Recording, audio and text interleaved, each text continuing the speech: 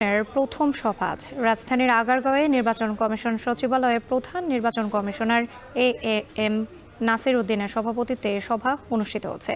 এ বিষয়ে আরও জানাতে যুক্ত হচ্ছেন সহকর্মী শাহিনুল ইসলাম সাগর। সাগর, সভায় কি নিয়ে আলোচনা হচ্ছে জানাবেন।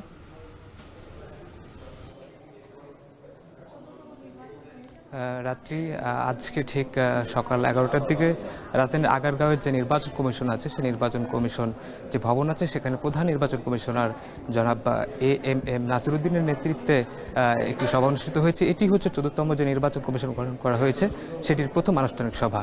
এই সভাতে নির্বাচন কমিশন সূত্র যেটি জানিয়েছে সেটি হচ্ছে এই সভাতে মূলত ত্রয়োদশ জাতীয় সংসদ নির্বাচনের যে কর্মযোগ্য সেটির কর্মপরিকল্পনা সেসব এর পুঙ্খানুপুঙ্খ একটি কর্মপরিকল্পনা তৈরি করতে মূলত এই সভার আয়োজন করা হয়েছে। আনুষ্ঠানিক এই সভার এজেন্ডা যেগুলো আমাদেরকে জানিয়েছে সেগুলোর মধ্যে একটি আছে যে 4জন যে নির্বাচন কমিশনার আছেন তাদেরকে 4টি কমিটি করে দেওয়া হবে, যে কমিটির নেতৃত্বে এক একজন কমিশনার থাকবেন, নির্বাচন কমিশনার থাকবেন এবং তারা সেই কমিটিগুলোর মাধ্যমে তারা ত্রয়োদশ জাতীয় সংসদ নির্বাচন কত সহজে করা যায় সে বিষয়গুলো তারা তাগিদ দেবেন।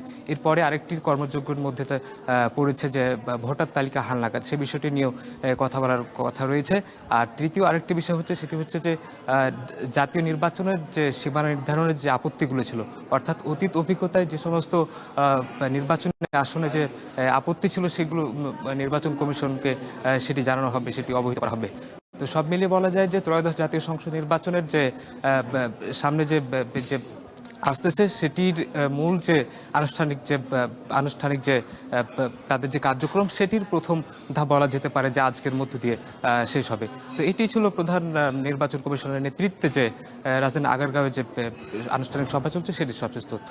রাত্রি নতুন নির্বাচন কমিশনের প্রথম সভা আজ